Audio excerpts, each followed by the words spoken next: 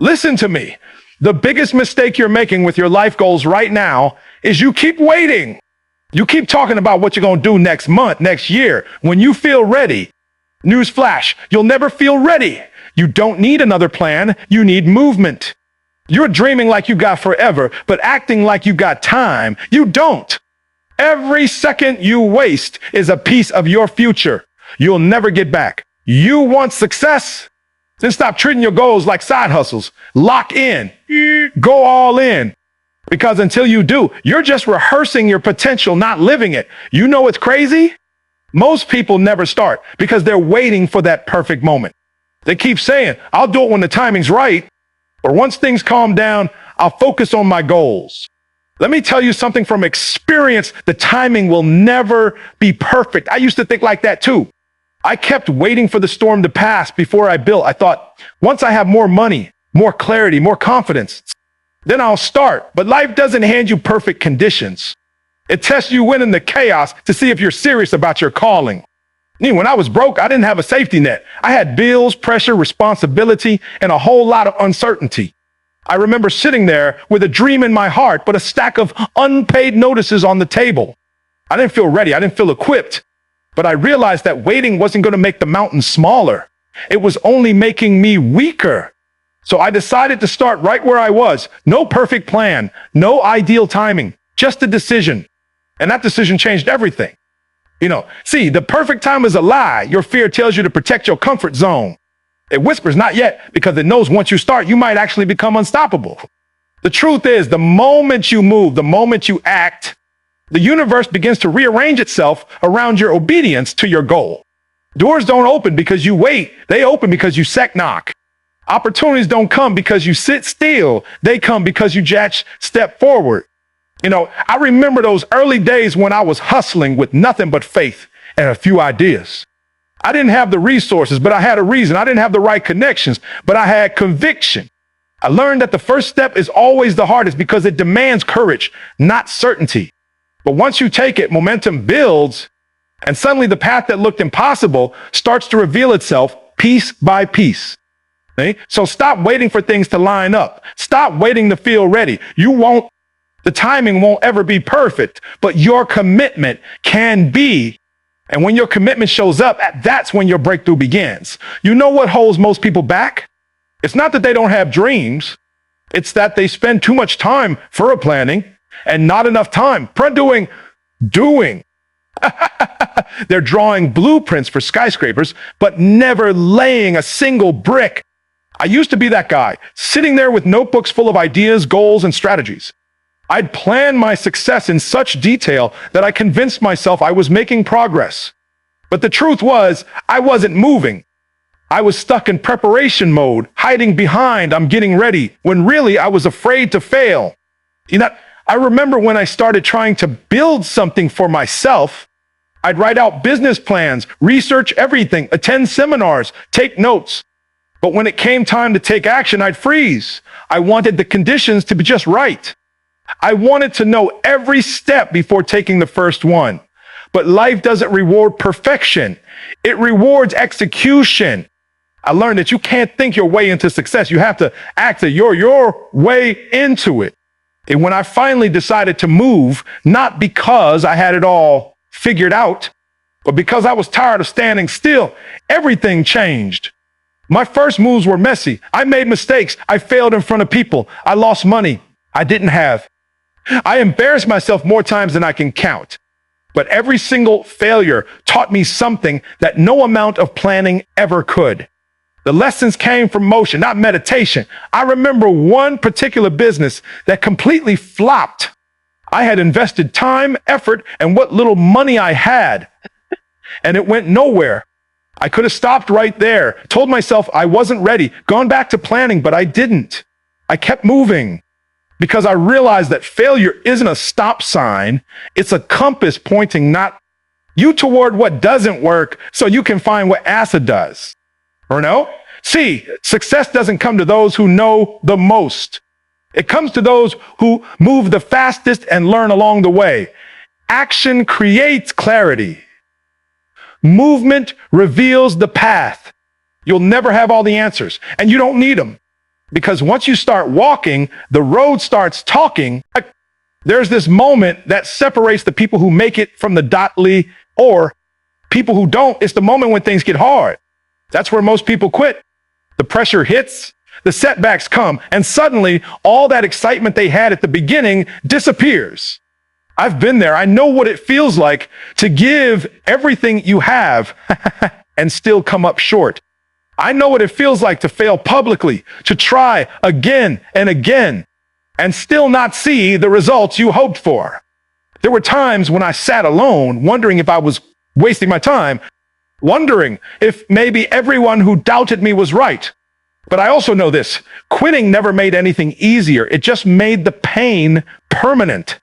And I remember when I was deep in debt, working long hours, trying to build something that felt impossible. Every door seemed to close right when I thought it was about to open. I wanted to quit so many times, but I realized something powerful. The pressure wasn't meant to break me. It was meant to build me.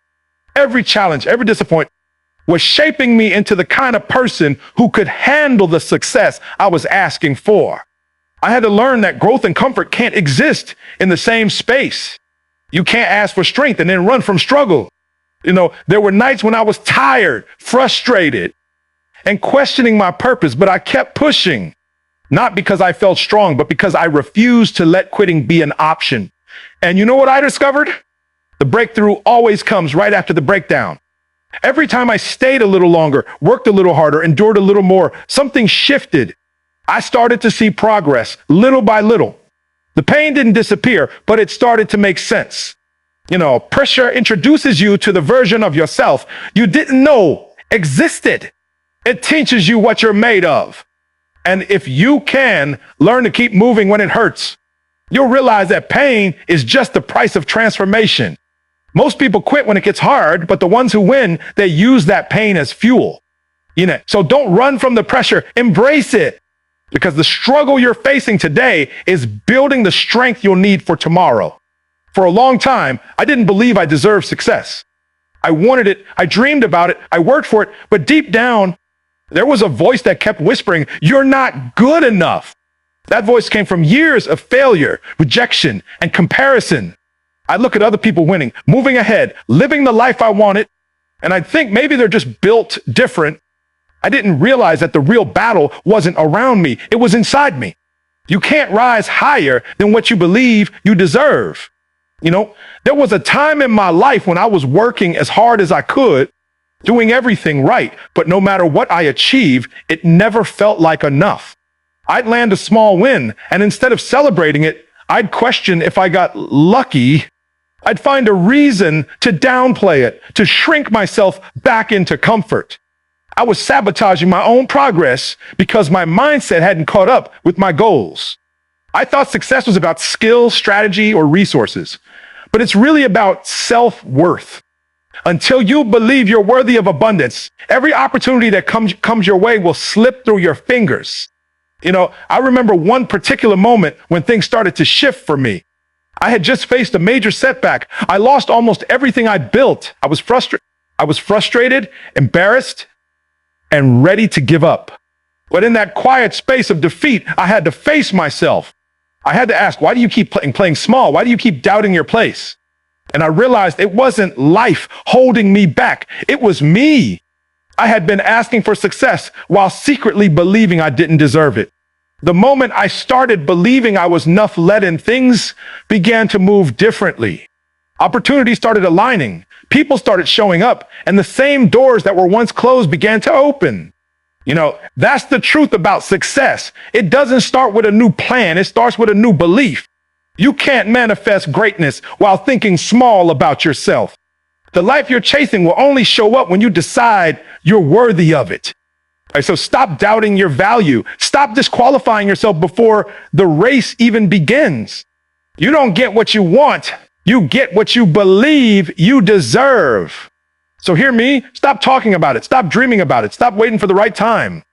Get up, lock in, and answer move. Because you owe it to yourself to stop living at half speed when your purpose is screaming for full power. Don't let another day slip by. Grind for it like your life depends on it, because it doesn't know. Stop overthinking it. Stop rewriting your plan for the 10th time. Start moving. Because the person who acts even imperfectly will always outrun the one still planning perfection. You know what I used to chase? Motivation. I thought if I could just stay motivated, I'd finally reach my goals. I'd listen to the right speeches, read the right books, get fired up. And for a few days, I'd move like I was unstoppable. But then life would hit. The energy would fade, the excitement would die, and I'd find myself right back where I started. That's when I realized motivation is a spark, but discipline is the fire that keeps you going when it's dark, cold and quiet. There were mornings I didn't feel like getting up, days I didn't feel like showing up, times when I questioned if it was even worth it. I remember when I was broke, struggling, trying to make something out of nothing. I didn't have people cheering for me. There wasn't applause. There wasn't validation. It was just me facing failure after failure, asking myself, are you going to keep going or are you going to quit? And that's when discipline had to step in, because motivation disappears when things get hard. But discipline, that's what keeps you moving when no one's watching. I had to learn to do what needed to be done, whether I felt like it or not. I didn't feel like making those calls. I didn't feel like studying or practicing or putting in hours when I was tired. But every time I pushed through, something inside me got stronger. See, discipline doesn't just build results, it builds character. It teaches you how to keep promises to yourself. It's easy to be motivated when things are going your way, but it's discipline that keeps you steady when life throws you curveballs. Now, when I finally understood that, everything changed. I stopped chasing the feeling and started building the habit. Because the truth is, success doesn't belong to the most talented, it belongs to the most consistent. And consistency doesn't come from emotion, it comes from discipline. So if you're tired of starting over, if you're tired of the emotional roller coaster that comes from living off motivation alone, it's time to make a decision. Stop waiting to feel inspired and start being committed. Because motivation gets you started, but discipline is what gets you there. One of the hardest lessons I ever had to learn was that not everyone is going to understand your vision. And that's okay. For the longest time, I cared too much about what people thought. I wanted approval. I wanted validation. I wanted people to believe in me, to support me, to clap for me. But I learned real quick that the more you care about opinions, the less energy you have left for progress. Everybody's got something to say when you're chasing something bigger than what they can see. I remember when I first started talking about my goals, people laughed. They said, "You doing that? Man, be realistic." I heard that word so many times, it almost became a curse. Be realistic. Because what they really meant was stay small like us. I had to get to a point where I stopped needing their approval to move. Because the truth is, most people can't see your dream because it wasn't given to them. It was given to you. There were moments when their opinions crushed me. I'd go home questioning myself, wondering if they were right. I'd start second guessing my decisions, watering down my goals so they'd look more acceptable to others. But I learned that every time I adjusted my dream to fit someone else's comfort zone, I shrank a little inside. I was living for applause that was never coming. When I finally stopped explaining myself, things shifted. I stopped looking for people to understand my grind and started proving it through my results. You don't have to convince anyone of your worth. Your work will speak for you. And the crazy thing is, once you start winning, the same people who doubted you will start asking how you did it. That's why you can't let their opinions dictate your direction. I learned that people's opinions don't define you. They reveal, their fears, their limits, their insecurities. You can't let someone who gave up on their dreams talk you out of chasing yours. So stop asking for permission to be great. Stop seeking validation from people who were never meant to walk your path. Because the moment you stop caring about what they think, you start becoming who you were always meant to be.